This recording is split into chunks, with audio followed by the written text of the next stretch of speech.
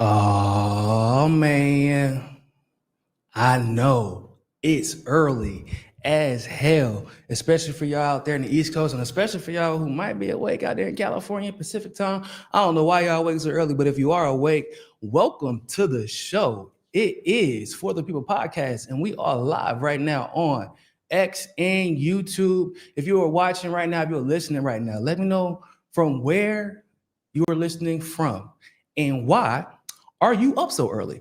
Um, I know why I'm up early. My son had a doctor's appointment, but we canceled it because my wife had a doctor's appointment and it took too long. So, and also aside from that, a lot of stuff happened this weekend. A lot of information started flowing this weekend.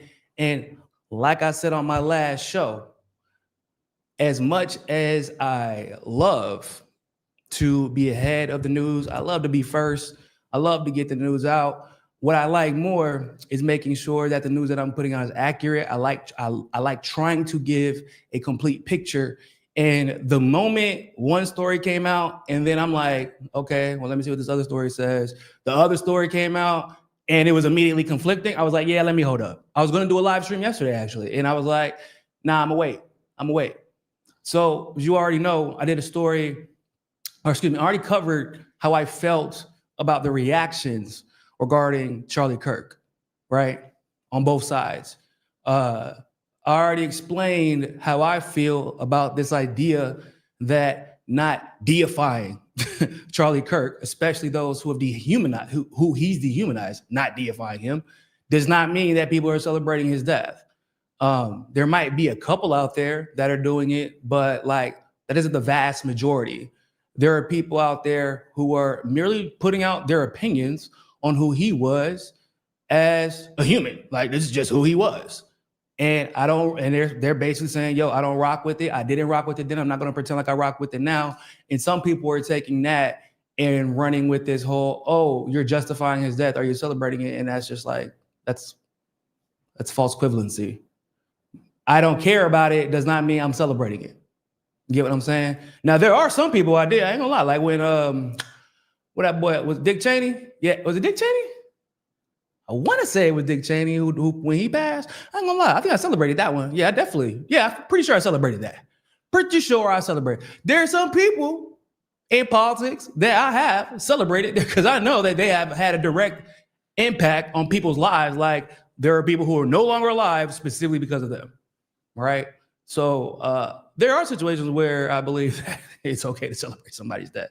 Like, I feel like Charlie Kirk was a talker. He was a propagandist.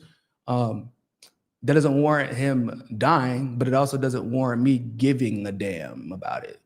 Now, aside from that, however, aside from that, there is another aspect to his death that I feel deserves to be discussed. And it's because, one, somebody's lying. No, like damn near everybody, anybody from who's involved in the case, FBI, the local authorities, the pundits, commentators from the right, hell, even some Democrats, politicians. I mean, Trump himself, the governor of Utah, Governor Cox. All these people are lying. They've gotten caught in their own lies. Okay? And to me, that's a problem. It's a problem because it once again goes back to what I said at the beginning of this whole situation. Regardless of whether you think Charlie Kirk was this Jesus figure, which is weird, but there are people who think that. Or, you think that Charlie Kirk was trafficking the devil's propaganda, regardless of which side you fall on that side, or in that case, it seems like there is someone intentionally sowing division by lying. And at that point, it is important for people to have the information to at least start asking the question, because you may not know, we may not ever know, because this is just how this stuff goes. We may not ever know who is truly responsible for Charlie Kirk's death, but we can surmise that someone is lying. And when someone is lying, when the government participates in what we all affectionately refer to as Operation Mockingbird, in other words, they just repeat the same thing. Fox News repeating the same thing as Donald Trump is repeating the same thing as Cox is repeating the same thing as Marco Rubio is repeating the same thing as Bibi Netanyahu, who's repeating the same thing as being Veer, who's repeating the same thing. You see where I'm going with this? When there's a script that is being followed, now you got to ask, why are you lying? Because if the shooter was some random extremist leftist, like, people need to understand that is actually, as far as history is concerned, like, that would be the biggest outlier in the history of the United States. Y'all do understand that? I mean, shit. Allegedly, this guy was either he was Mormon or super Christian, which we still don't know why. Cause no, have y'all seen The Family Talk? Has it? Everybody keeps saying he turned himself into his dad. And I said on Twitter, that's weird. Why would he? Because according to the authorities, which we're going to get into in a second, according to the authorities, after he escaped the scene of the crime, he ran off into a forest somewhere and left the gun and then ran somewhere else where we don't know. However, if you left the gun, that means, and you ran, by the way, that means you had no intention on being caught. So why all of a sudden would you then call your dad, allegedly, and tell your dad, and then have your dad call in? He gives you up, supposedly. This is all allegedly, and I'm explaining why in a second. And then you get arrested, and then all of a sudden you're like, nah, I didn't do it. Because that's what happened. For those, that's a brief summary of what happened. You see why we have to now ask some questions and look at how the math is not mathing, arithmetically speaking. So let me just say good morning to all my peoples real quick that's out here super early. I appreciate you guys. What's up, Volvo? Yo, I know a person, right? This man, I used to work with him. This man lived and died by the Volvo. Like this, he's like, if you want a real car, you want a car that's gonna last. You want a car, you're gonna get in an accident, ain't nothing gonna happen. That's, you gonna have that same car for the rest of your life if you choose to. Like, he was like an old style Volvo guy. I ain't never seen somebody preach the gospel of Volvo like this dude. But he was right. He still has the same Volvo to keep it a band. So Jason Schmidt reposted this stream. What's going on, Jason? Appreciate you. Make sure you subscribe on YouTube too, man. Danny Trujillo. What's up, Nico, mi hermano? What's good, chat? Christian, what's going on, man? My 305 brother, 305 Live. Damn, Nico, you doing the damn thing early today, brother? Yeah, man, it's early days. Look, it's gonna be a busy week. Y'all already know. So I gotta start everything early because it's gonna be, this week about to be wild. I know y'all have seen Lackland, Florida. What's going on? We got another Floridian up in here. But yeah, it's gonna be a busy week. Y'all seen what's going on. So we're gonna have to do some stuff early, and then I'm probably gonna have to do other streams later. 8 a.m. there in Jersey. DC in the building. John Kemper, Chi-Town. Man, hey, I got like a whole lockdown going on out there. That's another thing I wanted to talk about. I haven't had time to, because, you know, people just taking random pop shots at political commentators. Low resolution videos are all that are available of the event, though people were filming from 10 feet away. Yeah, that's kind of weird, right? I thought about that the other day because I was talking. So my wife, so I live in Brazil. Y'all know that. iPhones are not easy to come by. My wife had an iPhone, broke it, went back to her Droid. Her Motorola was upset about it because I'm not getting another one, so I go back to the States. I'm not paying what they pay out here. It's ridiculous. So, like, recording on a Droid, it might look okay, but then when you like basically convert it into literally anything, it all of a sudden becomes granulated. I'm like, damn. So everybody out there that was recording this man had a Droid. No college student had an iPhone, so that when they posted the video, it would be clear. And these cameras, I thought these cameras nowadays are like in 4K, especially on college campuses. But nope, everything is super unclear and granulated. Makes a lot of sense, right? save my sympathy for the Palestinians. Amen for that one. Who I met? Oh, Fred, what's going on, man? Fred, been around since the sandbox. All right, man. So first we're gonna do what we're gonna do first. We're gonna check out this article by ABC that give us a little summary of everything that's been claimed thus far.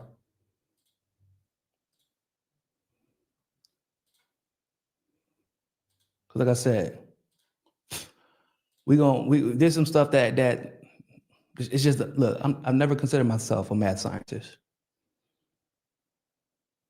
but the math ain't mathing. You know what I'm saying? Like I was good at algebra. I was great until calculus. Calculus killed me. Tyler Robinson, the man suspected of killing. Oh, let me zoom in for y'all so y'all can see this. The man suspected of killing conservative activist Charlie Kirk during a campus event at a Utah university had eluded authorities for more than a day. Eluded. It's a weird way to frame that, but all right. However, after his father recognized him from the photographs somehow, even though none of us did, distributed by authorities, a series of events ultimately led to the 22-year-old Robinson taken into custody. So already a contradiction from what we originally heard, right? What do we hear from the authorities originally, ladies and gentlemen? We heard Tyler confessed to his father and his father felt compelled to turn him in. So that's already one contradiction. That was not the original story that came out. Hell, even Trump came out and was like, yeah, the family is cooperating and turned him in and da-da-da-da. And the original story was Tyler turned himself or told his father, admitted to his father what he did. I remember because I tweeted immediately when I found out, I said, what? Why would he tell his father what he did if he abandoned the gun in the forest, which in my opinion shows he didn't intend on being caught. You get what I'm saying? Yeah, full of holes already.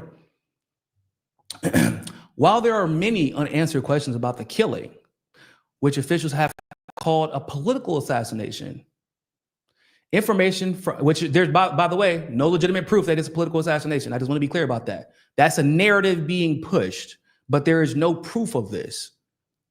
And as we go through this article, you'll continue to see the lack of proof.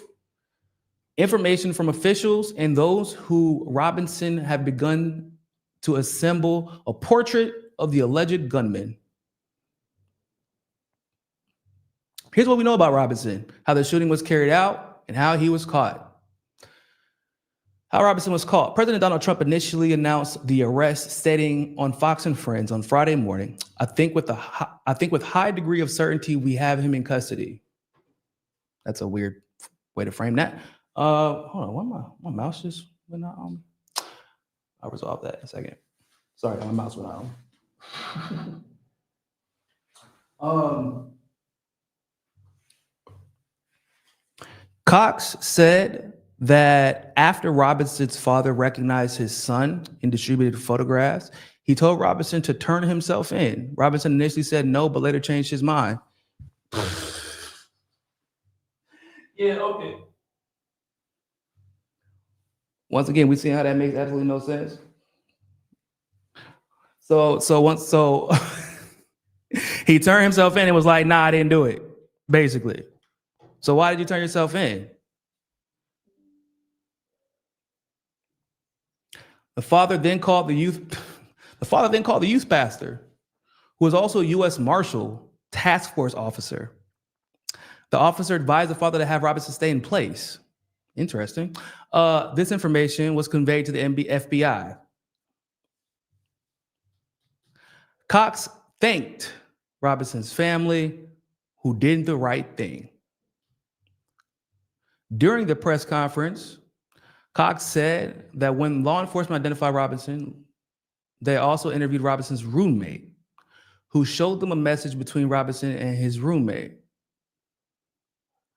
Okay, this part is where it gets weird. During a press conference, they say that he showed a message between Robinson. They saw a message between Robinson and his alleged roommate. Remember this. The content of these messages included messages affiliated with the contact Tyler, stating a need to retrieve a rifle from a drop point, leaving a rifle in a bush, Cox said. The messages also referred to engraving bullets and a mention of a scope and the rifle being unique. That doesn't help, because basically what they're saying is that, like, first of all, why would you're not going to have a tech, if that's your roommate, you're going to text them about the crime you're about to commit, when clearly, once again, ladies and gentlemen, there is no evidence that he planned on getting caught. There's some people who commit crimes like this and they their intention is to get caught, like they want to be considered a martyr. This guy doesn't seem like he intended on getting caught, because otherwise, why the hell would you run away and then allegedly leave the rifle in the forest or in the woods, which also, I'm going to show you guys, didn't happen. The message also referred to engraving bullets and a mention of a scope, the rifle being unique. So effectively, if the scope in this rifle is as unique as they say, you're convinced, you're trying to convince me now, right, that this kid, 22 years old, comes from a gun family. So I'm not going to take that away from him. But this kid, if he did come from a gun family, he would know, man, if this is the first time I'm using this particular rifle, not the brand of the rifle necessarily, but if I'm using this rifle for the first time and this scope for the first time, and by the way, I confirmed on that day, there were 5 to 7 mile winds, which no one is discussing. 5 to 7 mile winds from 200 yards out. First time this man shot a bullet out of this sniper, he hits this man in the neck, supposedly, allegedly, that's what happened. Look, I've shot rifles. I mean, I was in the military. Y'all know it's kind of like a thing. You have to practice. I've seen people better than me shoot. Like when I was shooting an M7,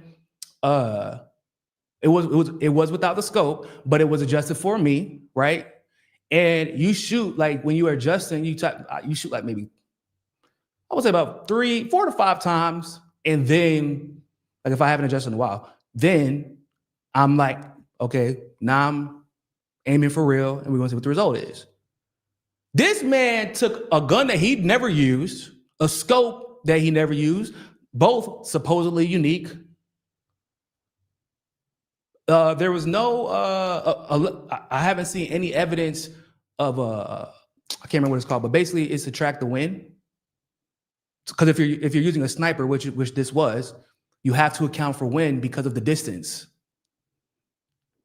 But allegedly this man was so bomb, like he was like the shit. This man is the Rain Man of marksmen, that he picked up a gun for the first time and bop, one shot. I don't give a damn how much Call of Duty you play. You ain't hitting a man in one shot like that if you've never used that rifle. Maybe a body shot, perhaps. And even that is suspect with 5 to 7 mile winds in a scope that you've never used. One shot, bro, that's okay.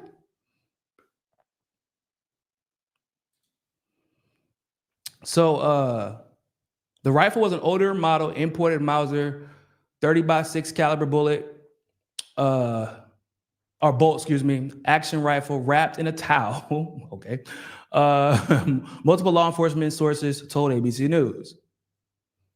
The location of the firearm appears to match the suspect's route of travel, sources say.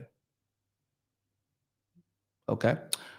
FBI Director Kash Patel said law enforcement caught Robinson within 33 hours of the shooting, and we're on the scene when the shooting occurred within 16 minutes. Y'all didn't catch him. What you see? Okay, so y'all get what I'm saying now? Do y'all? Because all this is just them reporting what they're being told, and they're like, Kash Patel said that law enforcement caught him in 33 hours. No, y'all didn't catch him. Somebody, you said his family told him to stay put and turn him in.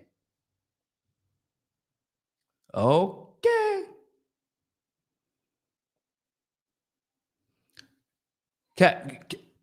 Okay, so this person said, Cat, Niko, with my name is with the K.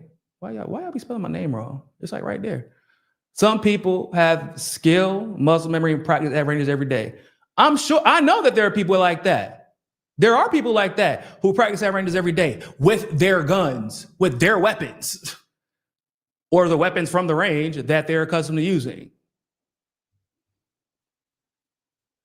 That's usually how that goes. As a person who's gone to the range several times, and I would tell 200 yards isn't hard.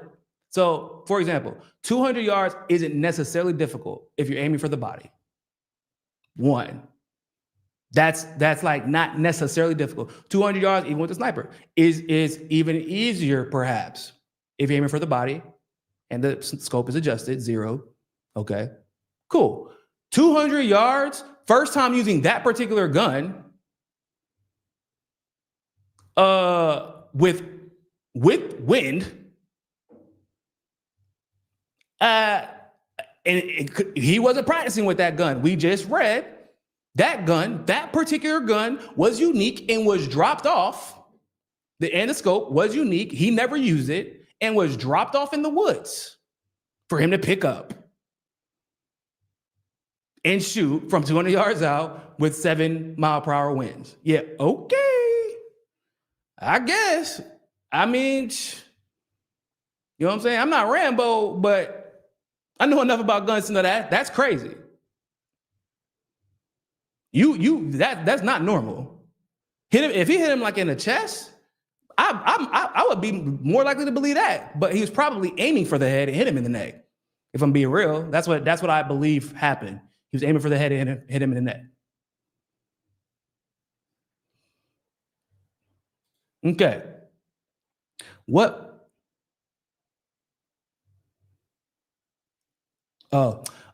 He also said, Pat Patel, this is a very much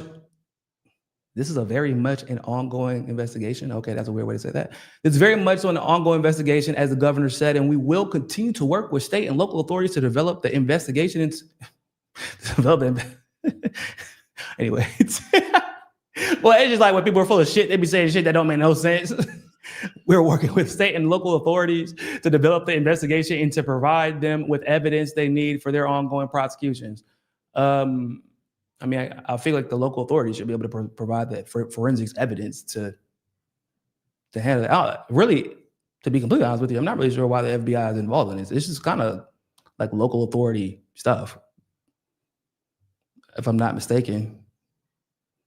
Just saying, but whatever. What movements of the suspected shooter reveal? Cox said Friday that surveillance footage from Utah Valley University, reviewed by investigators, showed Robinson arriving on campus at 8:29 a.m. Eastern Time on the morning of the shooting, driving a gray Dodge Challenger. Okay, that's interesting. So I just got to be clear. If you have seen this, so I looked for it before we went live. Did not see it. Did you guys see the gray Dodge? I did not see it. That's why I'm asking. Did you guys see the gray Dodge Challenger picture photo thing? I haven't seen it because I've been wanting to figure out which car he dipped off in which. This is why I say this, right? If he had a gray Dodge Challenger and you caught him on camera, that means you had a license plate to tag. There would only be maybe 1 or 2 locations that he would be at, which we ended up finding out that it was at his parents' house. But there's only 1 or 2 locations that he would have been at Utah State University, which is right above Salt Lake City, which is about an hour and some change away. So somebody could have tagged him. Like, hey, yo, that man, we got to pull you over. I got pulled over for something. I remember when I was living in Fayetteville and I had a Nissan Altima. Man, they pulled me over a crime that happened 15 minutes before because they thought it was my car because it fit the description. Not even my license plate fit the description, just the color and make and model of my car. You're trying to tell me y'all had this man on camera, no one got the license plate, and he was able to either drive an hour and a half up to Salt Lake City or 3.5 hours south to his hometown? Make it make sense. Nobody clocked him? Okay. That's what I mean. I mean, a Dodge Challenger on top of all that, by the way, which is a whole different thing. Like, bro, you out here driving a Challenger? That's not an inconspicuous car. That man pulled up in the vroom. Okay. Robinson was wearing a plain maroon t-shirt, light colored shorts, light colored shoes, and a black hat with a logo, according to Cox. Okay. Officials stated that Robinson changed it to Officials stated that Robinson changed into dark clothing on campus after the shooting, changed back into his original clothes. Y'all hear that?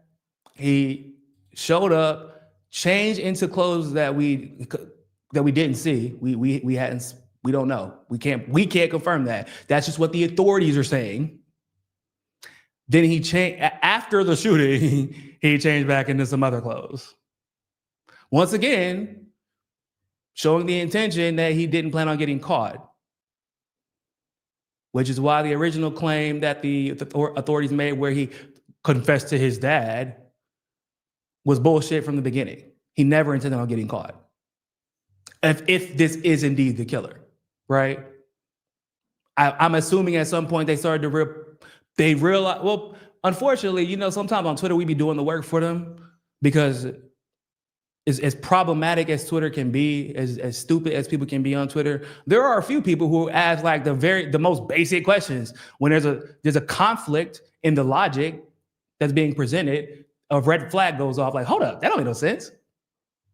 And then the FBI or the authorities or the pundits or whoever, they start cleaning up their story a bit. They're like, hold up, that shit don't make no sense. Why do we say that? Because most of these people who get in these positions are idiots. So there's that. The video appeared to show the suspect walking with an unusual gait resembling a limp, allegedly. Investigators believe that's because he had the rifle hidden under his clothes. Law enforcement told ABC sources. He had a backpack and the rifle under his clothes. Okay. That boy must have been Shaquille O'Neal, y'all. Do y'all understand? Like, he got there at what, 8:29 a.m., supposedly changed clothes, and this man was carrying a sniper rifle under his clothes. Is anybody believe that? Oh, he had Carpet is asking. He had time to break down the rifle and change clothes. Oh no, he didn't. That's the funny part. Oh, we gonna get to that. Don't worry. He didn't. That's the craziest part about all. But he also somehow fucking, bro. I'm a big guy. If y'all don't know, I'm 6'1". I'm about 205, more or less. Bro, I'm not I can't fit a sniper rifle with a fucking scope in my clothes. It's not happening. I don't give a shit how baggy them clothes is. It's not happening.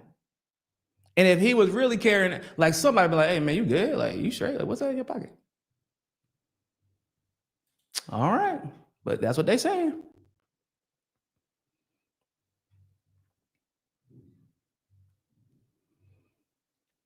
And somebody apparently saw this and didn't report it to the, so think about this. Somebody saw this, didn't report it to the authorities. Security didn't question it. The affidavit letter notes that Robinson approached the shooting position. His limp was absent. As he approached the shooting position, his limp was absent. So now you're saying that he scaled the building, climbed up the building, and he didn't have a limp, which means that the gun was no longer present, which means that he, like, why? So how could he be the person who shot? What's going on, guys? Like, hey, shout out to this is ABC Los Angeles, by the way. So, like, shout out to them. They're just like reporting the information as it is, and I appreciate this. I appreciate you all showing all this, just reporting the information you got from the sources that gave to you with all of the contradictions, because we need this for people to realize you're being played. Okay. What writing on the shell casing said. Cox also described what was engraved on the shell case. Cox also described what was engraved on the casings found on the scene. Of the three unfired casings. One read, "Hey fascists, catch," with an arrow symbol pointing up on the then to the right. Pointing up into the Oh, is that supposed to be like a trans thing? And then 3 arrows pointing down. Okay, I don't know what that means. I'm not gonna lie to you. Another unfired casing read, "Oi, bello ciao, oh, bello ciao, ciao, ciao." Seemingly in reference to an Italian anti-fascist song popularized in World War II. So, interestingly enough, I learned this from Kim Iverson. This was a phrase that was actually used to target and troll Nick Fuentes. Oh, no, excuse me. To troll Charlie Kirk back in the day, but it wasn't by leftists, it was by Nick Fuentes people. Groypers. I had no idea, because I thought, like, Bella Ciao, what the hell? Like, is it dude Italian? I didn't know that Mormons spoke Italian. Is that like a thing in the culture?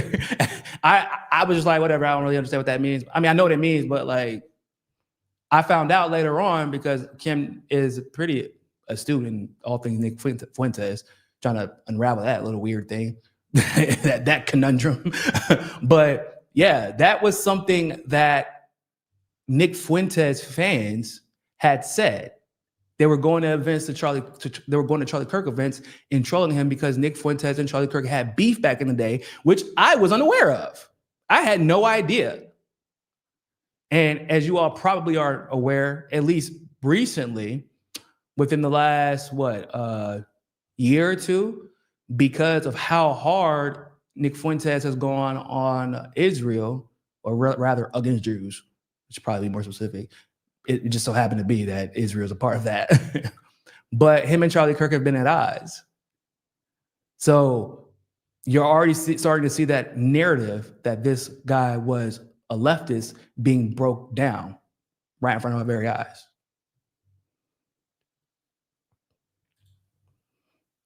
The meanings. Oh, also an unfired casing allegedly read, if you read this, you are gay. LMAO. Like, okay, why would think about that? Like, why would a leftist write that?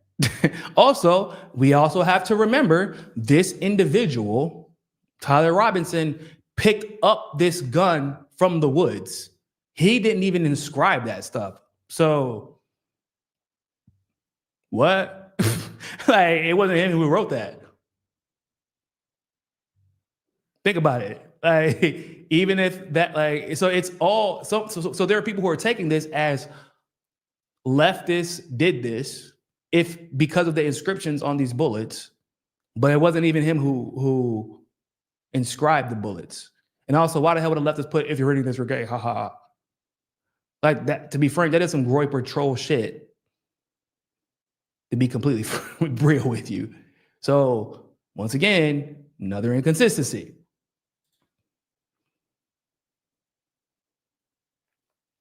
Apart from the reference to fascism, which Cox said speaks for itself, he did not elaborate on the meaning of the other writings. Yeah, fascism does speak for itself, you know.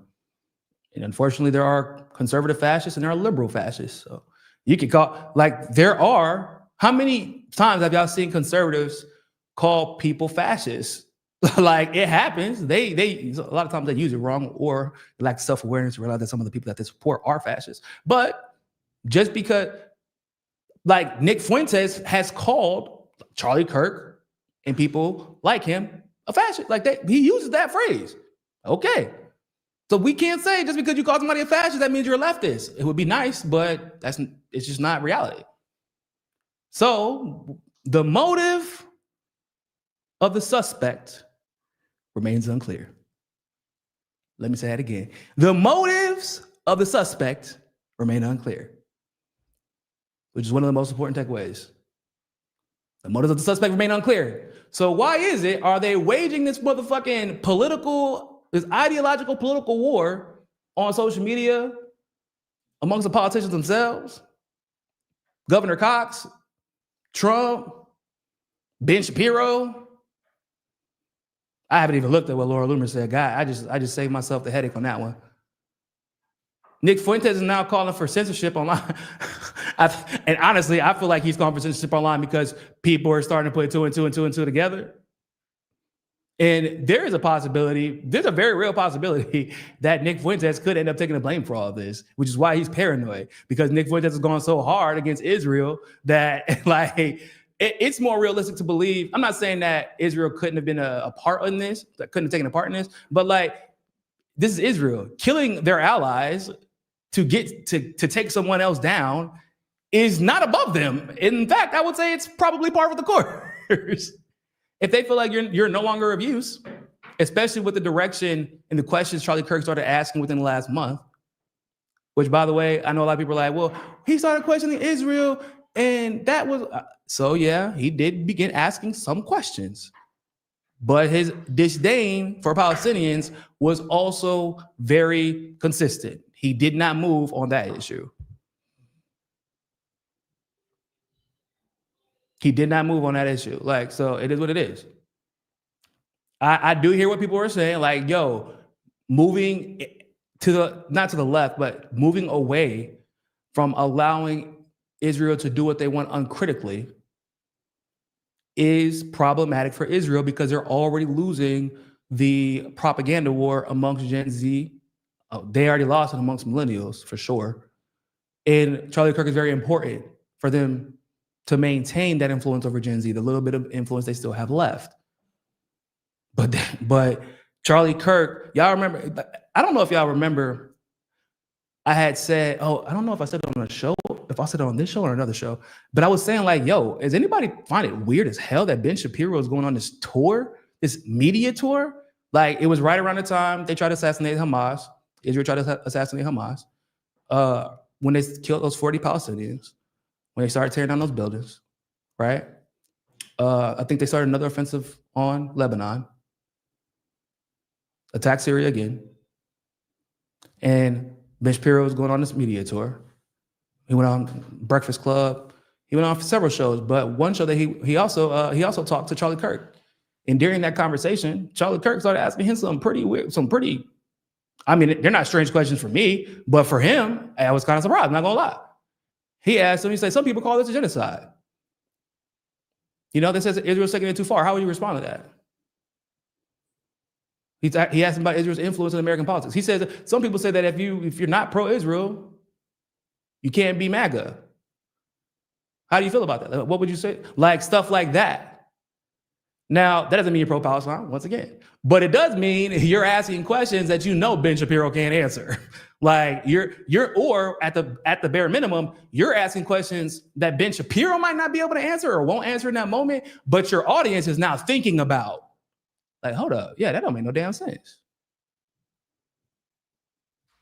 He said genocide too. He said ethnic cleansing and genocide. He actually said that what's going on, I think it was on Patrick Bet-David's show. He said that it was an ethnic cleansing. He's like, yeah, this is an ethnic cleansing. Like genocide, he said they're trying to remove 2.5 million people. It's ethnic cleansing. He said that.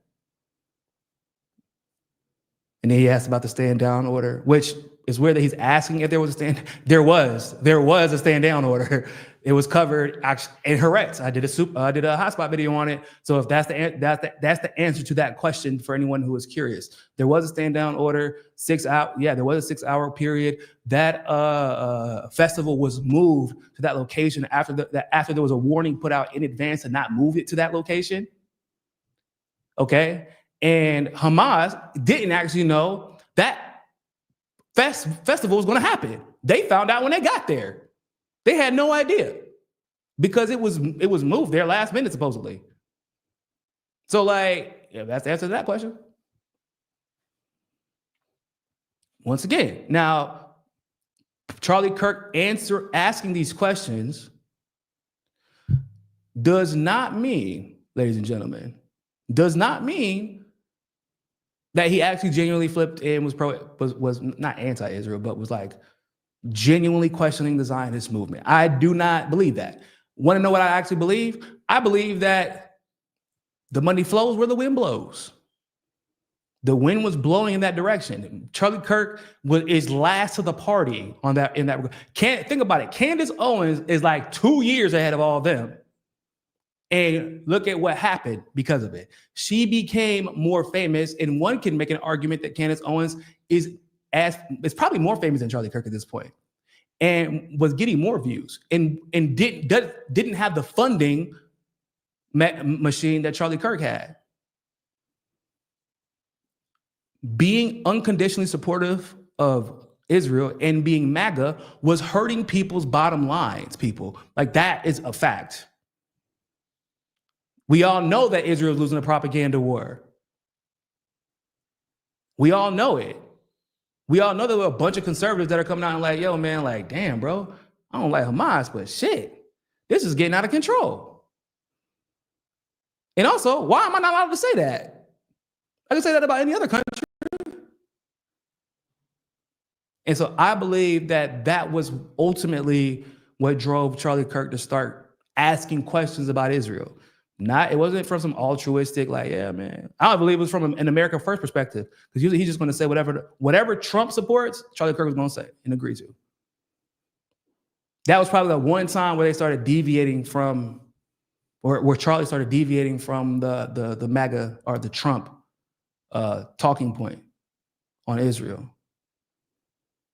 And who knows?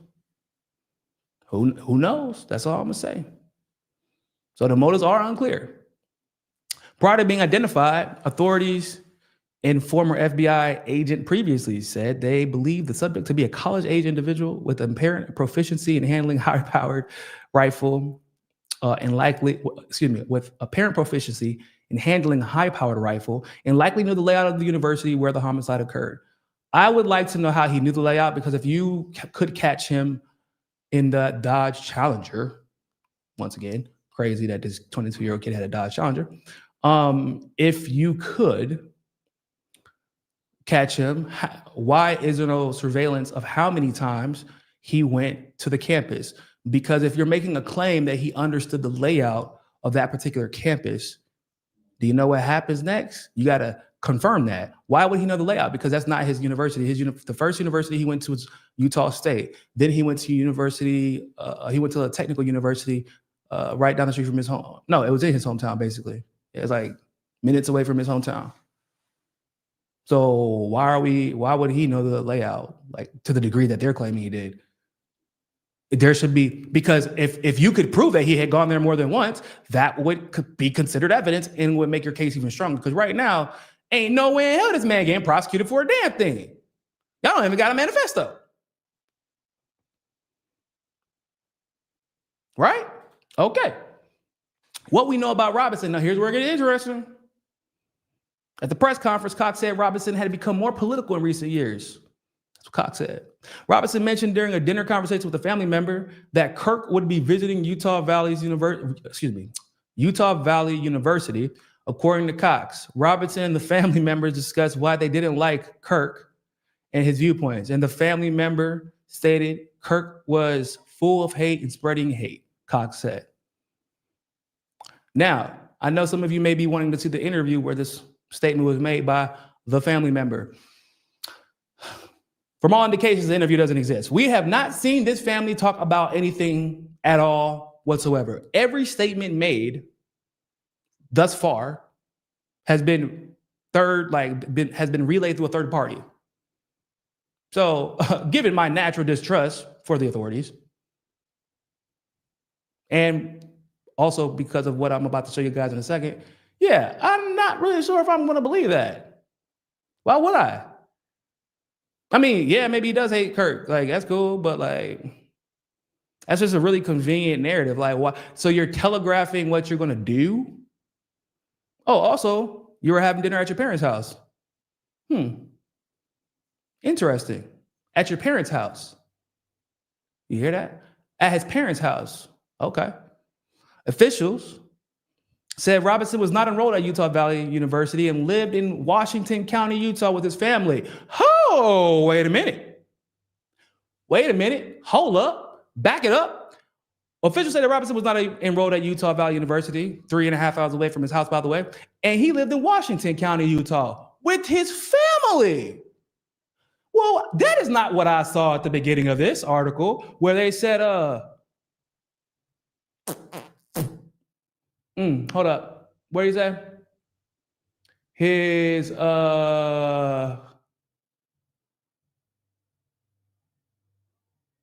roommate?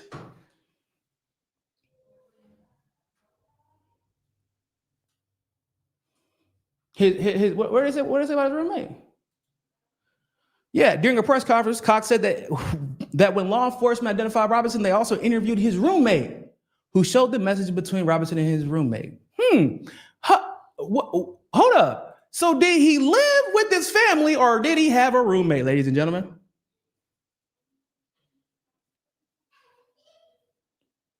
Did he live with his family or did he have a roommate? Did he live with, because he went to school down the street from his house. I don't know why. So he was in school. So I don't understand how this kid could be. He was learning a trade, by the way. That's why he was going. He was learning to be. I want to say a cat. What did they say he was going to be? Because they actually mentioned it at some point.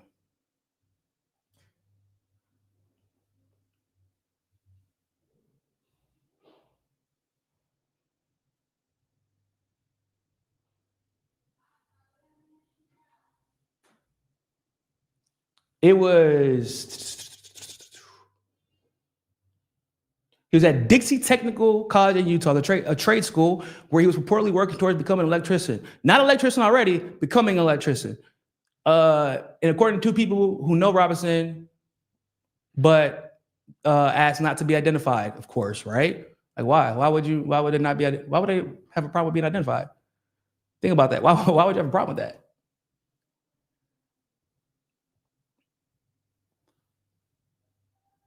So hold up.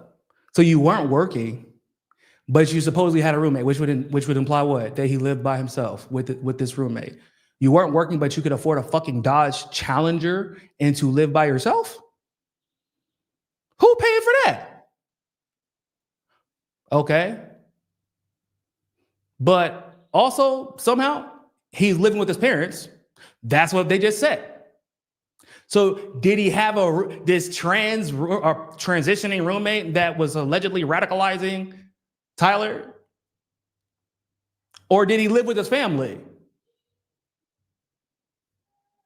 Did he have, a Dodge Challenger?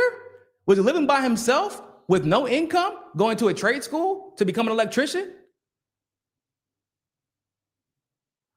With a Dodge Challenger, y'all? Like, that's nuts. Do y'all know how much a fucking Dodge Challenger is? I just need y'all to, this ain't a Charger, it's a Challenger. And don't let me find out it was a Hellcat. Shit. So do y'all see the issues that we're encountering here? Do y'all see? They said, did his father get $100,000? I don't know. I didn't hear about that. But y'all see the conflicts here, right? Y'all see the problems with this situation.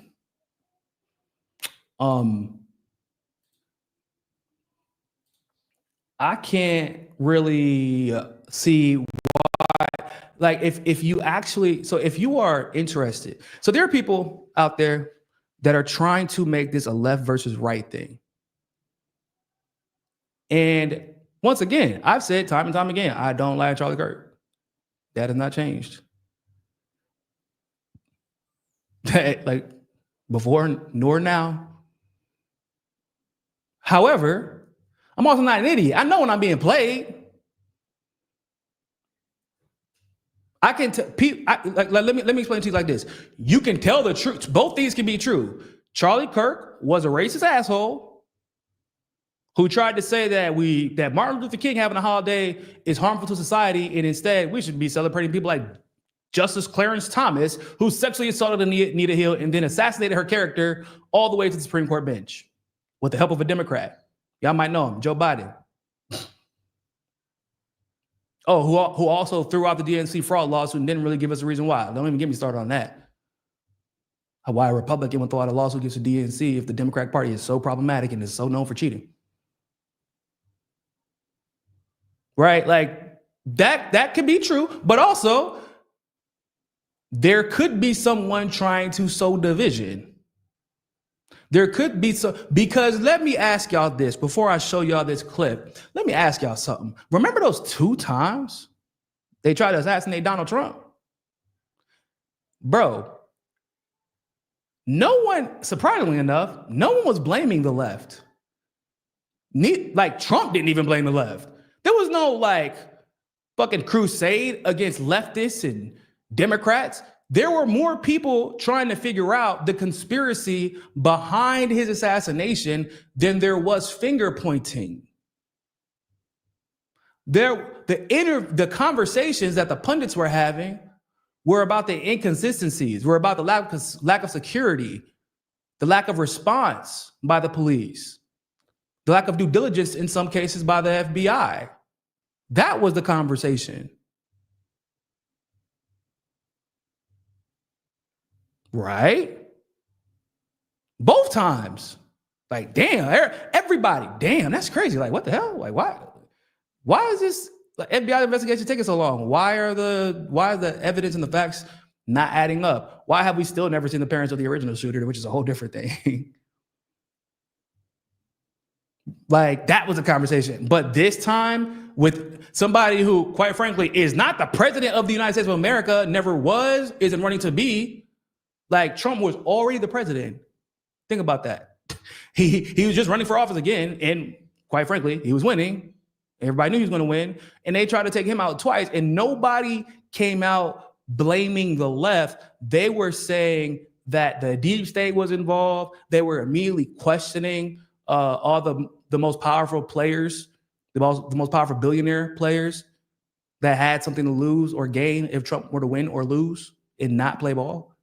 That was the conference. But this time, whole different situation, isn't it? Isn't it weird how quick it was like, yeah, we're going to blame the left, but y'all don't even know if he was a leftist. Yeah, he had to be. Oh, okay, because I was just not under the impression that Mormon country USA was full of leftists with the capability to pop a person from 200 yards out, 7-mile-per-hour winds with the damn sniper he used for the first time. That's crazy.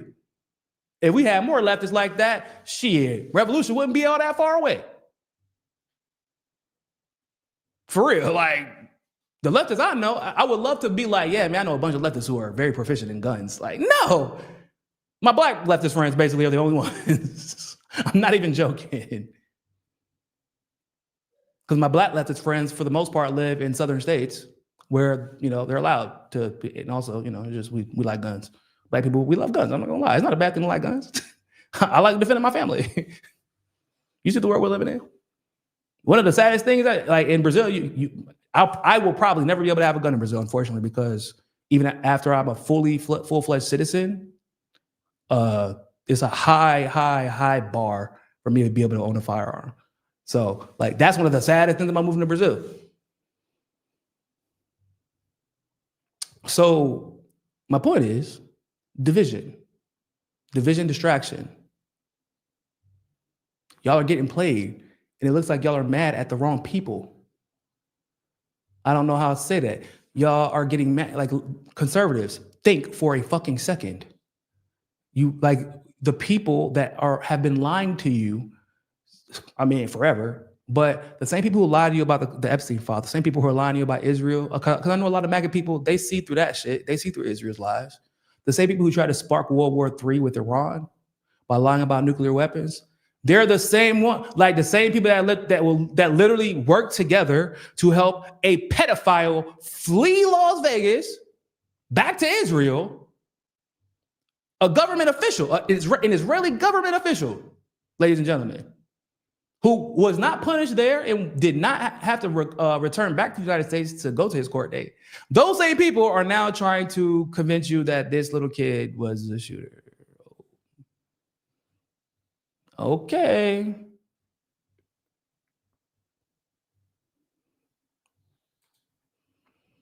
So, like I said, Originally there was a claim that Tyler Robinson confessed to his father, if y'all recall. The story has switched now. Again. So let me show y'all what Cox says now.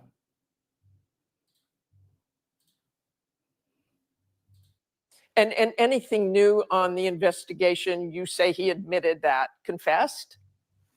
No, not again. He has not confessed to authorities. He is not cooperating. But all the people around him are cooperating, and I think that's very important.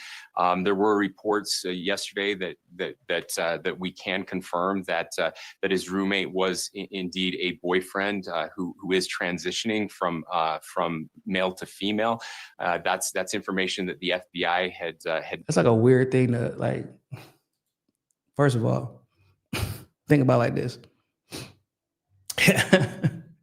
So like if I told y'all right now, like, so if God forbid, I wouldn't, but like say if somebody was after me, right? They wanted to accuse me of something, a crime. And they're like, yeah, man. So we have no forensics evidence whatsoever. We don't have any fingerprints on nothing. We don't really know if he was the one who shot the gun. We don't really know if we know that the gun wasn't his originally. We don't know where the gun came from. We don't know who he was talking to on Discord. But I'll tell you one thing we do know. His wife had a lesbian lover somewhere in the background. That is some really important information. What? Why? What the fuck does that have to do with anything that I did? Like, yo, you see how serious he was when he said that shit? He said that shit like he just dropped some fucking fire. Like he just dropped a bomb on us. Like, yeah, we do know his roommate was a male transitioning into a female. Yeah, so there's that. Huh? Oh, okay. So where was the roommate? Was he staying with the family? Because y'all said that he was living with his parents, and his parents said that he was living with his parents. So where was he living at? Who was his roommate?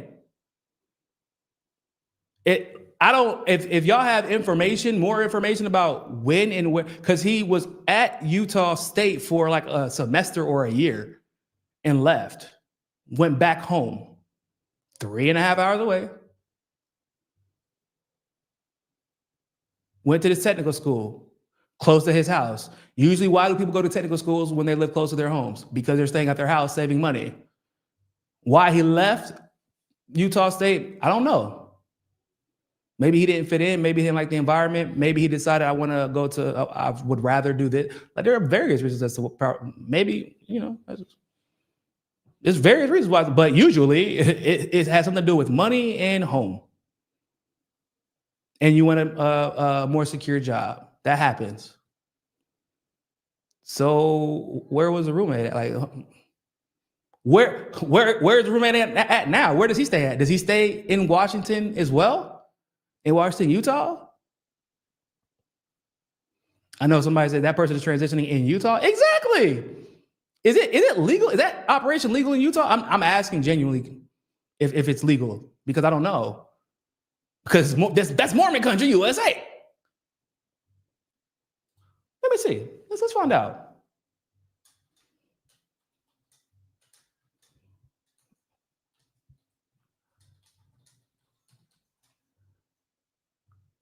Let's find out. The super important information that otherwise wouldn't be important if this governor didn't randomly bring that up for unknown reasons.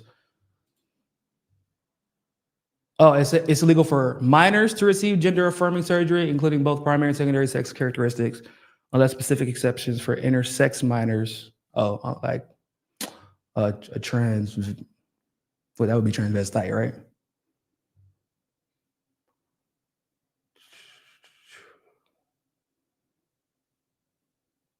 Oh, additionally, a unique provision in Utah law allows individuals who receive gender-affirming surgery as minors to revoke their informed consent age if they claim permanent injury before the age of 25. I'm not really sure what that's about. For individuals 18 or older, gender-affirming surgery is permitted as healthcare providers require patients to be at least 18 for such procedures. So it is legal. but also not sure what the fuck that has to do. My assumption would be is that they're trying to say, oh, well, his transitioning roommate radicalized him, I guess. But like that would be like a weird, it's just weird. I'm not buying that. You know what I'm saying? Like I'm just not like, why are we talking? Why did you bring that up? And also, how is he his roommate? That is a big ass question mark because they literally just said he lives with his family. He lived with his family. I don't even know why he would go. Why would you even run back? If you don't want to be caught, why would you run back to your family? Right? Like, full of questions. I'm just out here asking questions. So this is the video of him running across the roof.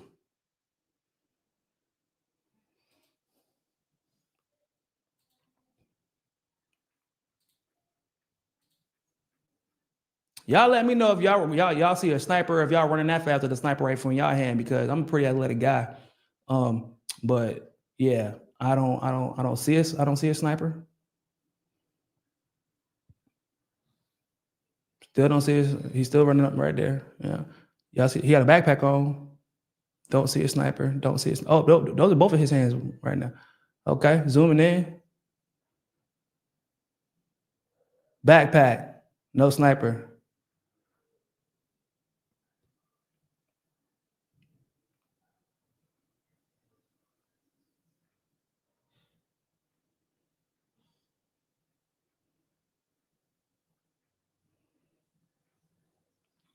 Definitely carrying something. But that is not a sniper.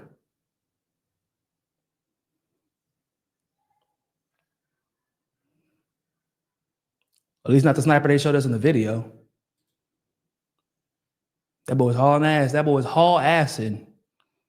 Do we know if that's him? I don't know. Let's check it out again. They say he changed clothes, so.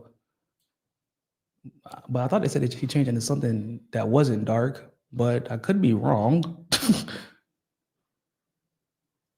And they say he changed back into dark clothes, but this looks like he was already in dark clothes.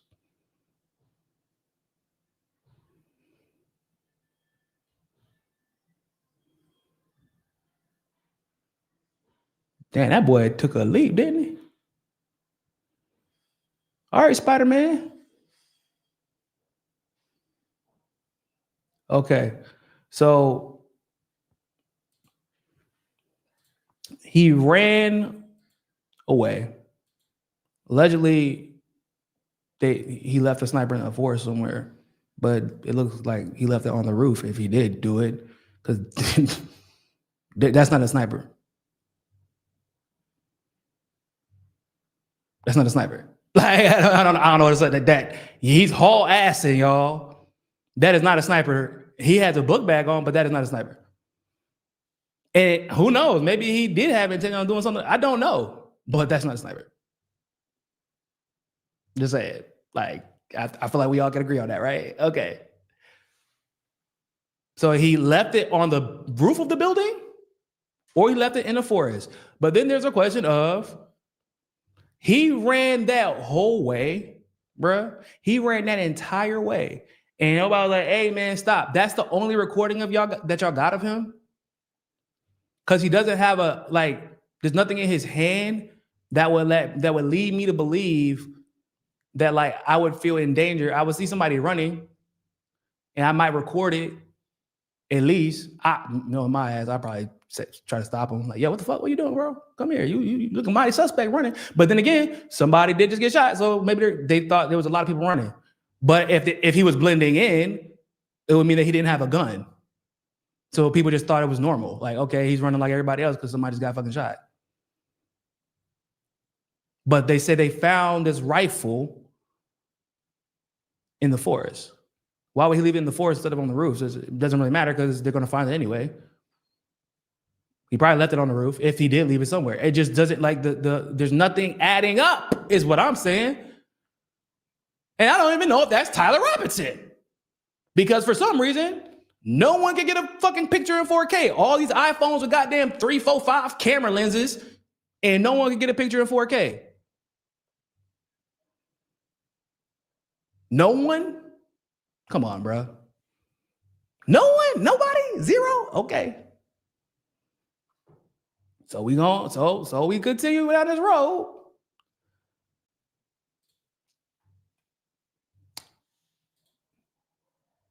Oh, this is just more from Cox. More bullshit.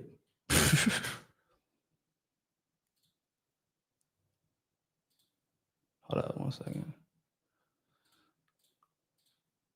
But y'all see why I feel like it's important we got to talk about this, because it don't matter if you like Charlie Kirk. We're getting played again. And hold on, let me see if it loads. Why wouldn't this load?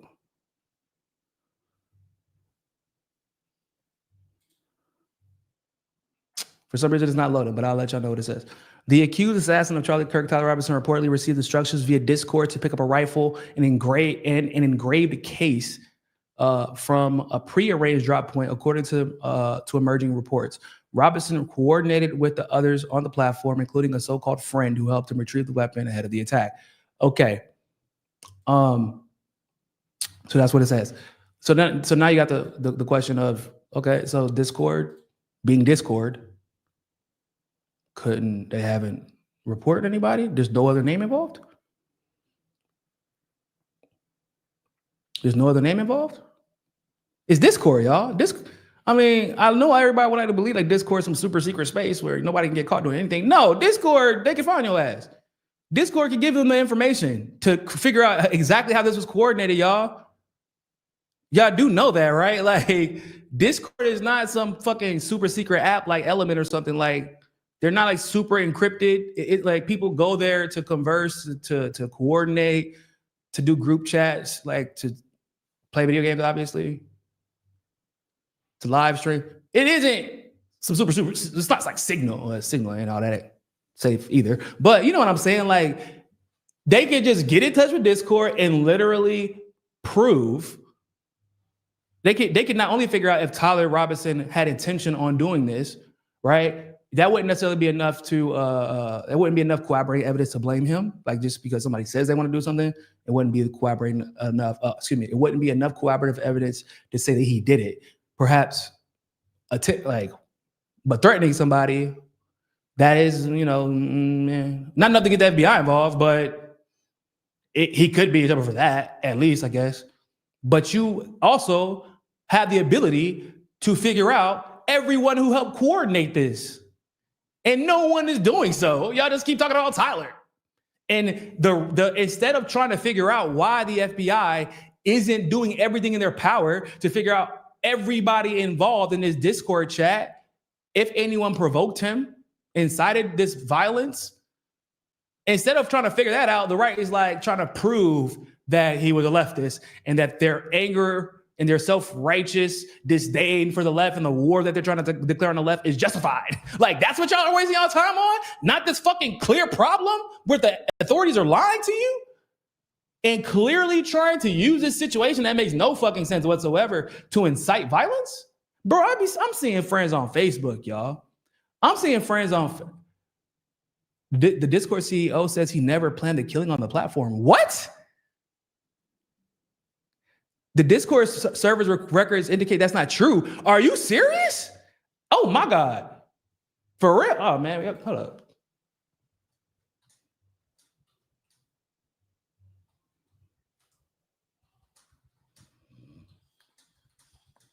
Now look. That's why I fuck with y'all, man. Y'all see my people, y'all be locked in. Y'all be This is what I do. I do my thing. Y'all do y'all thing. We bounce ideas off each other. We find out new information together. That's why I like y'all. That's the crazy shit. Oh my God, you are correct. Discord has stated that the platform was not used by Tyler Robinson to plan the murder of Charlie Kirk to promote violence. A spokesperson for Discord clarified that while an account associated with Robinson was identified, There is no evidence he planned the incident on the platform. The company emphasized that messages, reference, and reports about planning details were not actual Discord messages, but rather communications between Robinson's roommate and a friend from after the shooting, where the roommate, once again, I don't know where the hell his roommate living at, but okay, recounted the contents of a note Robinson had left elsewhere. Now it's a note? Was it a note or a text message or what? Oh my God. Discord has removed Robinson's account for violating off-platform behavior. Well, technically, if he didn't use the Discord to communicate, I don't know why they would remove his account. He didn't. Did he? What is off-platform behavior exactly? Anyway, the CEO, because he's not proven guilty, so that's why I'm saying, like, why would you remove his account? He's not guilty. We don't know if he's guilty or innocent. Well, technically, he's innocent until proven guilty, and there's no forensics evidence suggesting that he's guilty so far. The CEO did not make a personal statement, but the company's official position is that the planning of the killing did not occur on Discord. Well, there you go. There you have it. Appreciate you, chat. Y'all just helped me find out something new. Holy shit. That's crazy. Hell yeah. Don's in Discord was like, keep our name out this shit. Yeah, for real though. Yeah, you don't want Charlie Kirk's family or people that represent him coming after y'all with a lawsuit, because somebody will say that maybe they're not guilty, but they ought to have known that this was being planned. Like there should have been they always spying on people, so there should have been some flags. There should have been something flagged. Is what they would probably say. I did not know that Discord came out and did not. So once again, another lie. Are we starting to see a pattern here, ladies and gentlemen? Do you understand why I'm like, this shit don't make no sense? Are y'all feeling me now? I don't give a damn if you're a leftist, conservative. Like, if you're conservative, you're really getting played. If you're a leftist, you should be pissed that they're trying to blame us. And we don't know what Tyler Robinson was. Apparently, he was actually conservative back in the day, which we're going to talk about. Armani Martinez, appreciate you. Can't trust a furry, they wild. Furries are wild. Hey, man, but I mean, I feel like you might be able to trust a furry because anybody who can do that, and y'all like, yeah, man, this is perfectly normal. You know, I don't kink shame, but they are their true selves. And so maybe, you know, you can't trust them. But I'm not going to trust something somebody said a furry said when the furry did not come out personally and say it. I need some video interviews. Right? Like, I need some video interviews. Why haven't we seen his father talk? His father's a police officer. His father allegedly was the one who turned him in. Supposedly. But the worst part about this whole thing is if this guy's father truly is a police officer or was one, if he has any problems that I don't know what he's been involved in. He's a cop. Boy, there's about 5 or 10 clean cops in the whole country. If that man was on a beat, his record probably ain't all that neat. Okay. And so if the FBI comes up to your door and says, hey man, so like, yeah, you got to blame your son. This is the first name that we could come up with. Well, actually there was 2 more patsies before that, but it's the first name that we could come up with. So you got to throw him under the bus. Well, I don't want to throw my son under the bus. Yeah. Well, remember when you did this, and this in that time that you was, I'm not saying like he cheated on his wife, but he's a Christian. I think he's a pastor now. And so like, if something like that could come up, and all of a sudden your reputation in your very small community is ruined. What community of 30,000 people?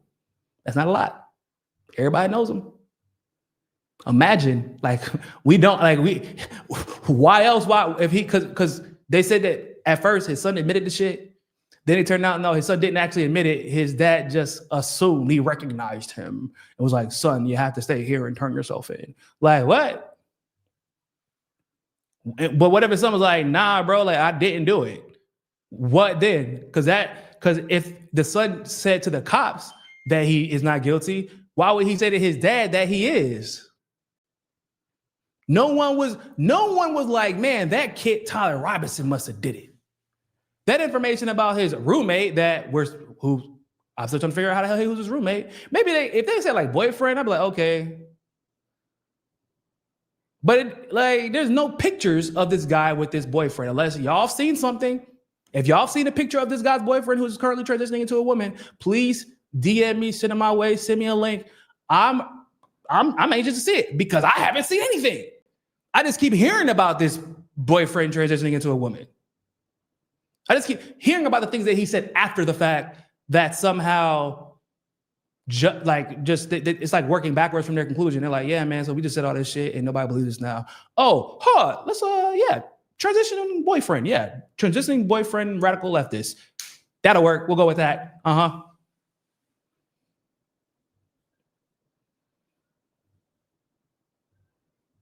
You feel me? Like, if the boyfriend exists, I would like to see a picture. Yeah, there are pictures of the family home and an apartment building. Nearby or next to each other or what? I mean, there could be pictures of an apartment building. Like, that don't really tell me nothing. Like, you feel me? Like, there's plenty of apartment buildings out there. Like, the reality of the situation is, I don't know, bro. I do not know. That's the problem. Nobody is telling a consistent story. I've seen pictures of his family. They found the boyfriend's TikTok. I don't know if they used to be better at lying, but it was harder for us to figure it out. But boy, the one thing about the internet nowadays, the one thing about social media, everybody just be on their cell phones and be accidentally finding shit, and then literally they put two and two together. I know people who that happens to me sometimes. I put two and two together by accident all the time. Like, hold up, that shit don't sound right. That don't make any sense. Why would they be able to do that? But this didn't happen, and this did. And if that's true, then that can't be true. Hold up, let me go back and read it. Oh shit, we're being lied to. Like, that happens all the time by people who aren't even trying to figure out what's going on, let alone people who spend all day researching this type of stuff. So back in the day, we didn't have as much information as readily available to us. We couldn't decipher as quickly the lies that were being told to us. Now, however, shit, which social media platform you want to go to? Because somebody's going to figure it out and record it before it gets deleted. They're going to try to delete information, but somebody already done record that shit. It's going to be reposted over and over and over again. Y'all have to they're going to have to keep taking it down. And whoever, and it's usually what's crazy is, what be funny about the information that gets, like, the crazy critical breaking news that gets released, yo. It'd be like the most random account with like 22 followers who had nothing else better to do at work all day. Was like, man, let me just look this shit up. Oh shit, I found something crazy. It'd be that random ass account and everybody like, yeah, this is crazy. This random person found this. Somebody that the US government isn't paying attention to, that the algorithm isn't paying attention to. This is how it goes. Lies do spread fast on social media too. It's true. Like the lie that time, like think, bro. There is zero forensics evidence suggesting this guy is a murderer, and everybody, and also there's not really any evidence that he was a leftist. To be quite frank, there's more evidence suggesting that he was a conservative than there's evidence that he was a leftist. Like, if we're being completely honest, but every single conservative pundit has run with the narrative that this is leftist. And I'm thinking to myself, I saw this video, I wish I could remember the guy. Wish I could remember his name, excuse me. But he was like, the same day that Charlie Kirk got killed, 3 people in Colorado, was it Colorado? 3 people in Colorado got killed. And he's like, nobody's eulogizing them. Why is there nobody speaking about their deaths? As we speak, Gaza is being bombarded. As we speak, Gazan children are being killed, starved. And we know that is definitely politically motivated. So, like, why nobody? It's because that group, they put more value on the single white male mediocre life of Charlie Kirk than they do on the hundreds of thousands of people getting killed in Gaza, Africa. The 3 that got killed in the same day across the street, not literally across the street, but you feel what I'm saying? Like, why? Why is there more emphasis? Why y'all keep putting more emphasis on the Christian who got killed than the Muslim? Muslims. Hell, why put more emphasis on the white Christian male who got killed than the Christian Palestinians who were massacred, who had their churches destroyed? There is a clear agenda. The lie that leftists somehow benefit from Charlie Kirk, other than like maybe his rhetoric isn't going to be propagandizing the world, like outside of that. But like, don't worry, Bishop Shapiro's still out there. Bishop Shapiro is still out there. But I'm not going to lie, if I'm going to be completely honest with you, Charlie Kirk is more effective at what he does than Ben Shapiro is. I will give, because Charlie Kirk embraces his inflammatory, he embraces inflammatory nature. He tapped in to the anger of white people unapologetically and very rarely even try to justify it. He's like, there shouldn't be a Juneteenth. I'm going to work today. Fuck you guys. Oh shit. Okay. Don't know why that's a big deal. Like, it's just Juneteenth. Like, it's kind of a slavery was kind of a problem. Celebrating the actual end of slavery versus the end that everybody pretended was the end. I don't see a problem with that. Do I see it as absolutely necessary? No, but like, I can see why people would want to celebrate that. Slavery was kind of a fucking problem. And more importantly, in my opinion, the reason it's important to celebrate Juneteenth is it highlights the reality that, like, just because you pass a law, like, for example, the Civil Rights Amendments, doesn't just erase racism.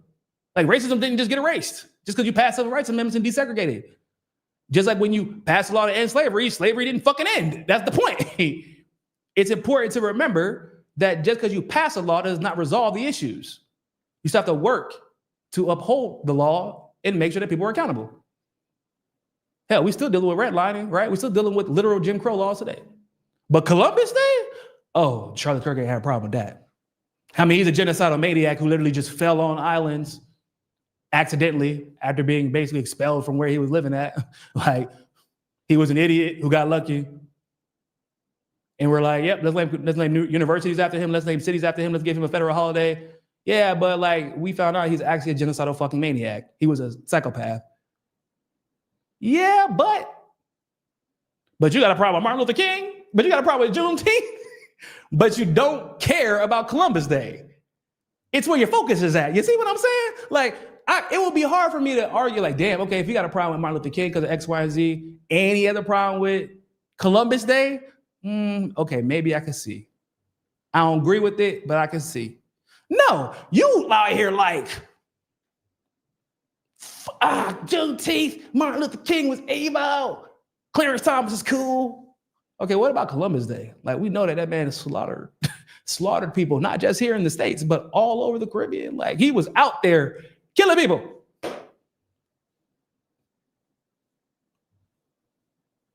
They're like, yeah, no, we're going to ignore that though. Okay.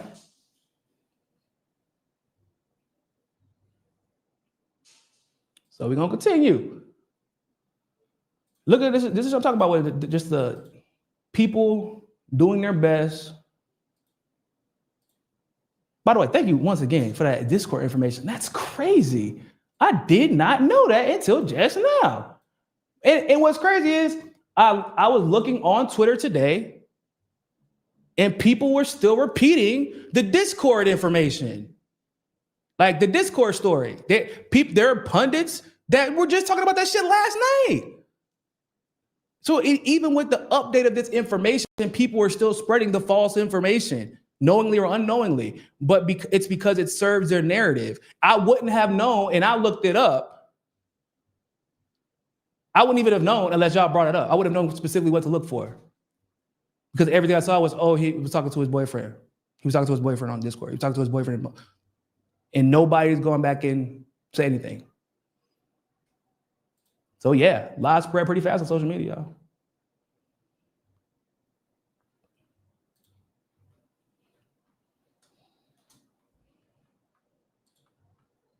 Here's another one. Here's another one. Inflammatory. We've got to stop this, folks. We can't let this go on. This violence has got to stop. It's got to stop.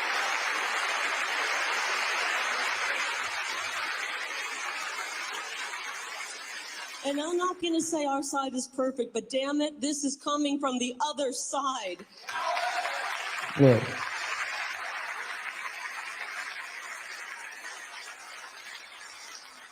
U.S. Agency of Global Media, Senior Advisor. U.S. Agency of Global Media. So basically, that's like, it's just a long way of saying head propagandist in charge of global media. It's coming from the other side. It's them who are violent. It's them.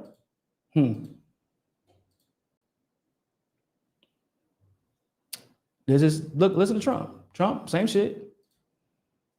It's Mockingbird. It's Operation Mockingbird. Look. If you look at the problem is on the left. It's not on the right, like some people like to say on the right. The problem we have is on the left. And when you look at the agitators, you look at the scum that speaks so badly of our country, the American flag burnings all over the place, that's the left. That's not the right. Yeah, I didn't know that flag burning was violent. Is that violent, y'all? Man, they like to call the left snowflakes, but flag burning a fucking piece of parchment is now violence. Ironically, protected by the First Amendment, confirmed by the courts, but that makes the left violent, I guess. Interesting. I mean, bro, it gets worse. Like, it's a narrative. Narrative siege, as usual. That's what I like to call it, narrative siege. It is not on accident. And let me tell you something I've not shared with anybody, but the last message that Charlie Kirk gave to me before he joined his creator in heaven was he said that we have to dismantle and take on the radical left organizations in this country that are fomenting violence. That was the last message that he sent me before that assassin stole him from all of us. And we are going to do that under President Trump's leadership. I don't care how. It could be a RICO charge, a conspiracy charge, conspiracy against the United States, insurrection, but we are... Bruh, do y'all hear this? This man said it could be a conspiracy charge, RICO charge, conspiracy against the United States. Because Charlie Kirk, a political pundit, got killed. He is pushing for a RICO conspiracy charge against the United States of America. My guy.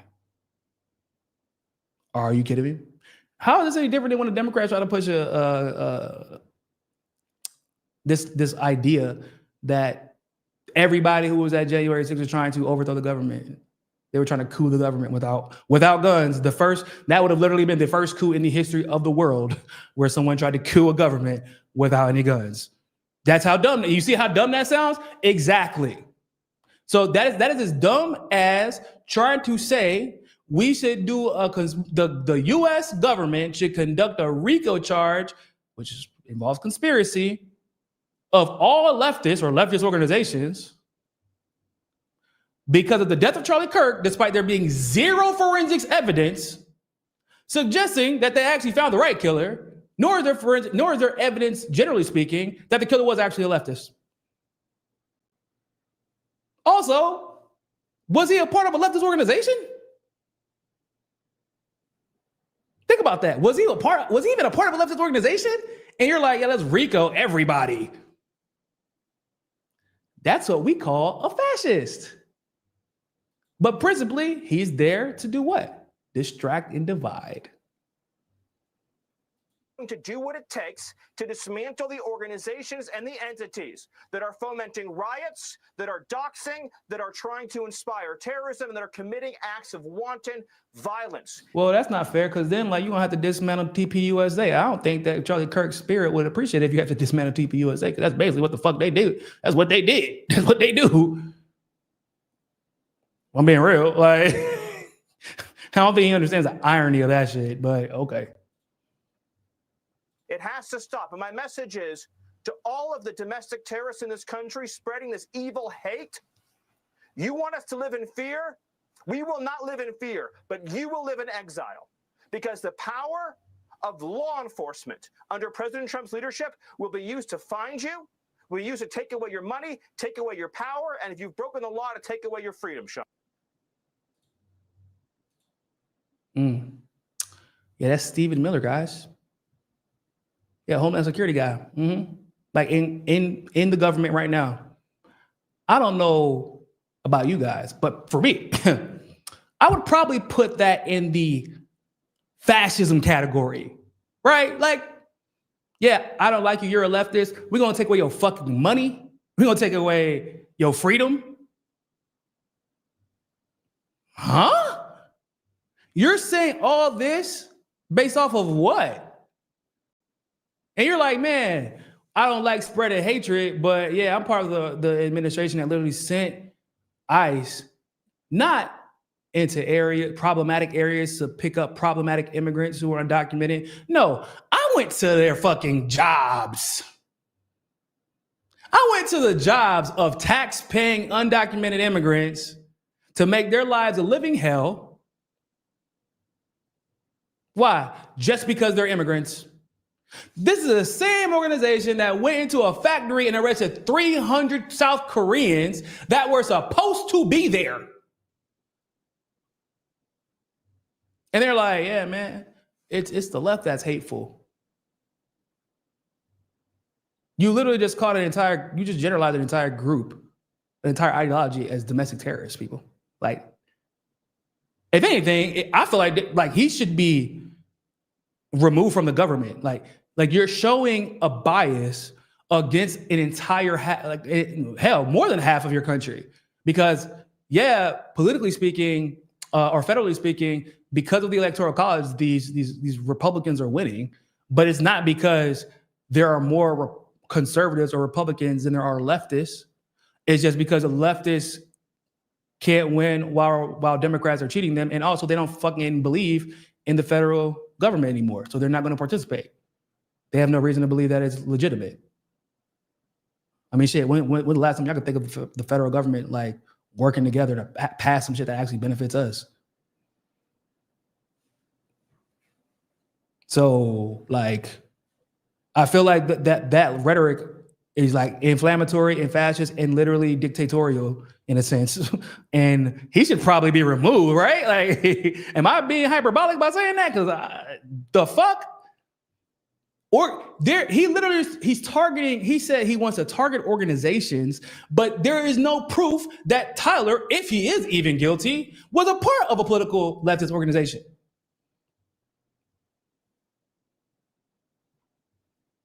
Y'all want to know some funny shit though? While Stephen Miller is out there just waving his white knight, or put on his white knight armor, ready to go to war. Y'all know the truth? Top law enforcement officials say the biggest domestic terrorist threat comes from white supremacists. The department is taking a new approach to addressing domestic violent extremism, both internally and externally. Homeland Security Alejandro N. Mayorkas told senators. Yes, ladies and gentlemen, actually, according to your people, white supremacists are the biggest threat, not leftists. And I mean, I feel like that's kind of obvious, right? How many times, like, once again, you know, one of the wonderful things about living in Brazil, as a parent, as a father, when I send my child to school, I am not worried that a white kid who had a bad day is going to show up with an AK and shoot my son's school up. I'm not worried if my son decided to go, that, you know, they have various religious groups here. I mean, I think it's one of the most diversely religious countries in the world. There are a lot of African. If my kid decides he wants to go experience one of his friends' religions, he goes to one of their events, I'm not worried some white Christian kid is going to be able to come up with the AK and just, I'm not saying that they're not white supremacists here, but I'm just saying they don't, the white supremacists here ain't like the ones out there. I'm just saying. They're not walking up in black churches and letting it ring. You know what's wild about when this whole thing popped off, and you know HBCUs were targeted. Everybody, I'm sure that y'all saw those articles like how a bunch of HBCUs got threats, had to shut down for the day, et cetera, et cetera. And all of us were kind of thinking to ourselves like, hold up, we don't do this type of shit. Why would y'all be targeting HBCUs? How did y'all already make up your mind that it was a black person that did this? Did y'all, because here's what's funny, right? Did y'all assume it was a black person? Why would y'all assume it was a black person? Is it maybe because of the way that particular individual loved to dehumanize black people? Is that what that was? Were you worried that the words that came out of his mouth may have been taken the wrong way by black people and they may have wanted to retaliate somebody who just got taking his shit? I mean, like I said, we were like, that's not something we would do. Because that would be like assuming that his racism and him being famous for being racist is a surprise to us and something unique to the black experience. We're not going to throw our fucking lives away because of one white racist guy. When we encounter white racist rich assholes every single day in some way, form, or fashion. That like what? Why would we? We don't want to throw our lives away for killing them. That's like one racist in the fucking, that's a ping, ping, drop in the goddamn bucket. They ain't gonna do nothing for nobody. Racism is not gonna disappear tomorrow because somebody killed Charlie Kirk, and no one that I know would be willing to throw their life away because of that. Every black person I know is like, what the fuck? Why are they threatening HBCUs? We didn't have anything to do with this. Everybody that I know, literally, I'm in like 2 or 3 group chats, and everybody's like, anybody want to put up a bet that this is a white guy?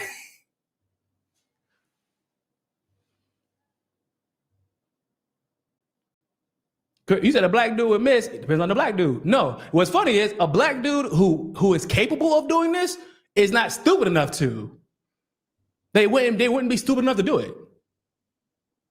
That's the funny part.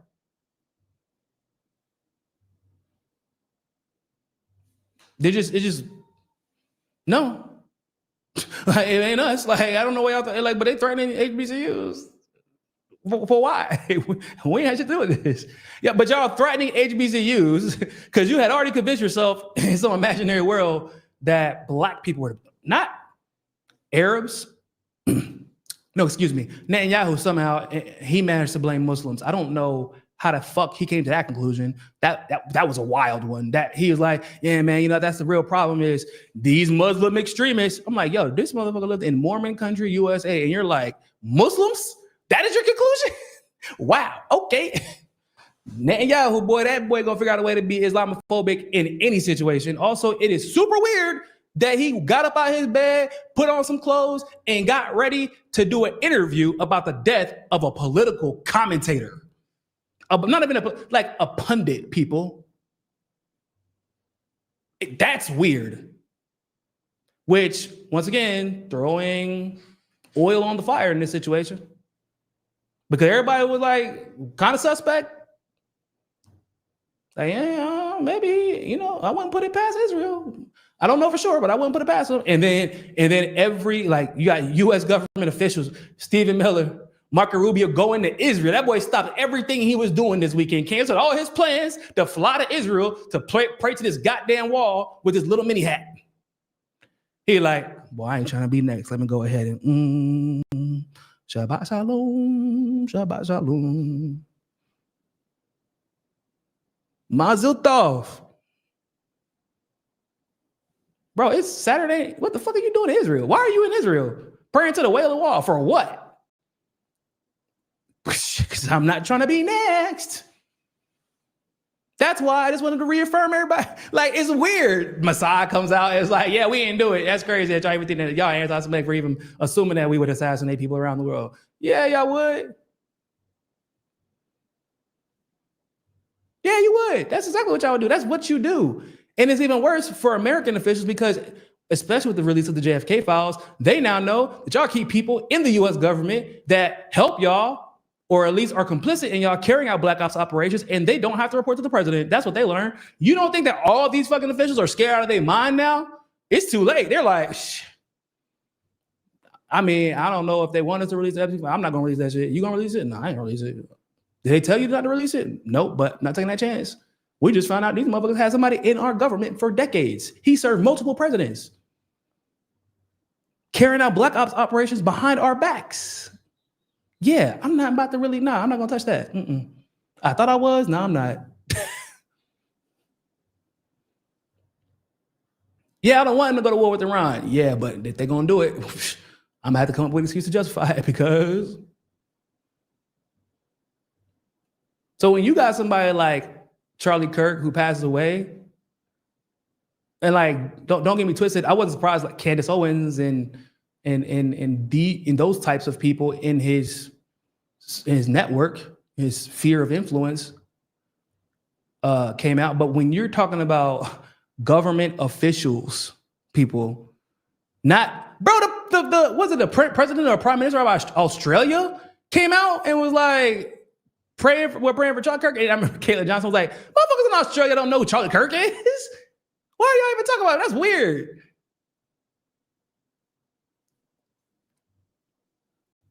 It's bizarre. Yup, Angleton just had his own little corner in the CIA, his own little office where you could just, gonna be planning stuff for the side. Here go planning killings with the side. Not the side, Mossad. Here we go, killing again. Like what? Once you find that out, if you're the president, you anybody really, but especially the president, you are that wall like this. You know what? I think I'm Jewish now. I think I might be Jewish on my mom's second cousin on her dad's side, on his grandmother's side was Jewish. I think that I could be a little bit Jewish too. Just please don't kill me, please. I'm just saying. Oh man. Here is the interesting part about all of this. See, I know Guardian was the one talking about all the statements that were made originally. The ones reporting on the statements that were made about him effectively being a leftist. They were alluding to the idea that he was a leftist. Yeah, I guess what Guardian did quietly, and no one's talking about it. Editor's note.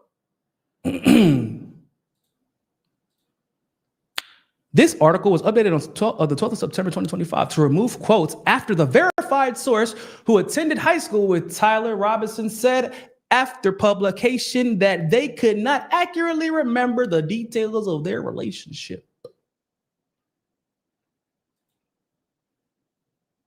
Did that shit quiet as up? Yeah, man, we got to retract that.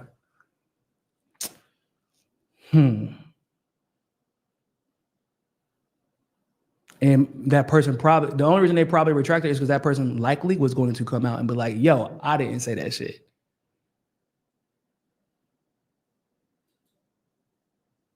Yeah, that's kind of a big deal because a lot of what they said was what they used to convince people that Tyler was somehow a leftist. Interesting. And then there's everything that got passed since Charlie Kirk's untimely demise.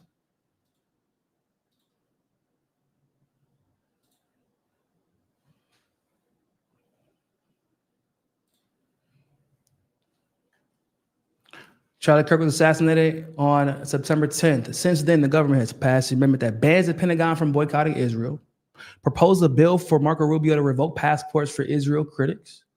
The House approved $650 million plus for Israel's missile defense system.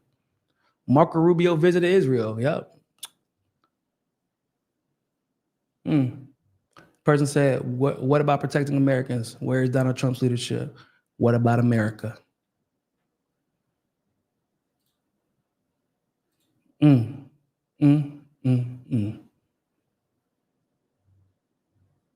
So Yeah, distraction. I mean, and also, you know, like we have to always say, and Epstein files, like all of this, and still no Epstein files. And that, oh, by the way, and that's not even talking about the offensive that Israel is waging against Gaza right now. That hasn't even been discussed. Because everybody's talking about, it's like, once again, it's just insane to me when you have these politicians constantly saying, we are not a violent country. We don't believe in political violence. We're not a violent people. We can't support this violence. This violence comes from the left. It's the leftist violence. And I'm like, bro, I'm like, at the same time, like right below that post or that tweet, I'm watching Israelis blow up Palestinians with US weapons. And nobody who has all these tears they shed for Charlie.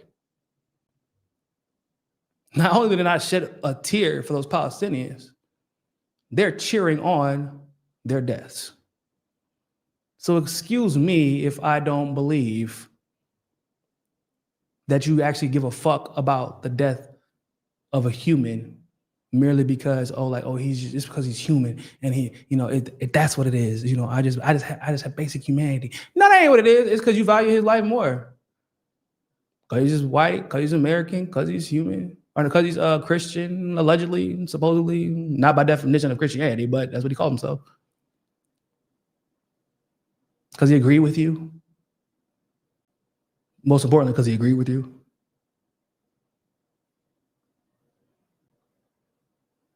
That's why those other lives are not as valuable to you.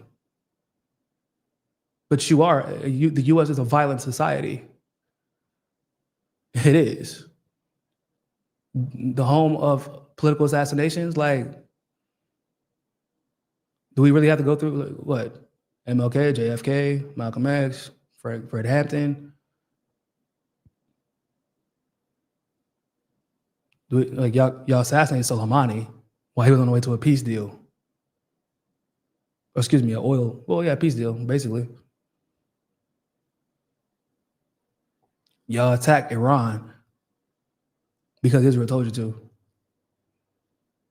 Y'all killed a bunch of Iraqis and Afghans to get Osama bin Laden, but didn't touch Saudi Arabia, even though you know that he was originally from Saudi Arabia, and we know that the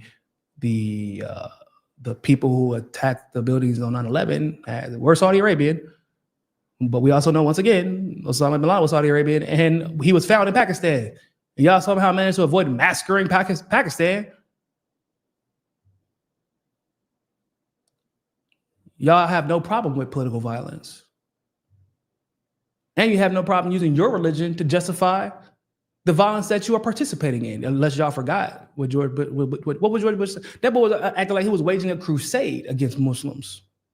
But then they'll turn around and be like, Muslims are the violent ones.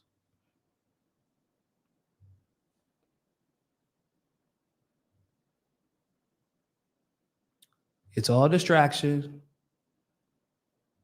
The people are full of shit. They're not upset because you don't care that Charlie Kirk passed away. They're upset because you disagree with him and disagree with them. And they don't like. I've never thought that I would see some people just get so pissed of people just posting this man's quote. I'm like, hold up, y'all upset because somebody's posting his quotes?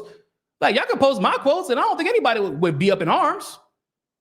If y'all posted my quotes, nobody would be like, yeah, you're celebrating Niko House's death. Nobody would say that. Like, if you post, I literally posted a video of what Charlie Kirk said with the quote and no content. Like I didn't post anything else. I didn't post any commentary.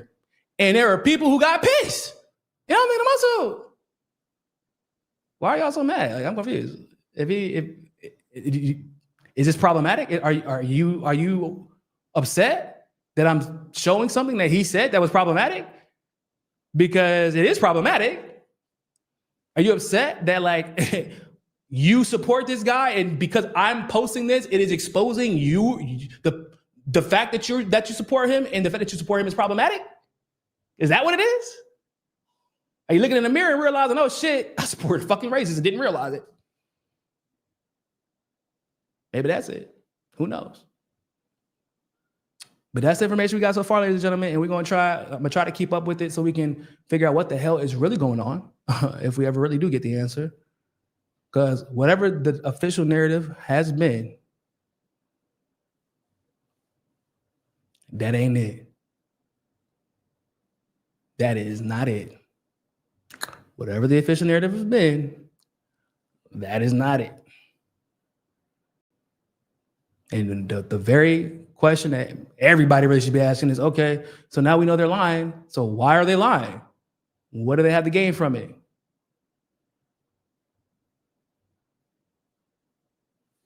I don't know. Primarily division. You can get a lot. I mean, as I just showed you, you get a lot passed, a lot done without any scrutiny when everybody's arguing with each other over something like this. So I would like to know what y'all think about this. Like this video, share this video, leave a comment below. Make sure I come back and comment after the stream is over so that y'all can help boost us in the algorithm. You can follow me on Twitter at Real Niko House. Also follow us on Hotspot at Hotspot. Make sure you subscribe to the Telegram channel at the link. And if you want to support the show, you can become a premium subscriber here on YouTube at the link in the description, or you can support us on Patreon. You support us there. The link is also in the description as well. Subscribe. But always remember, more than anything else, find your balance. Peace.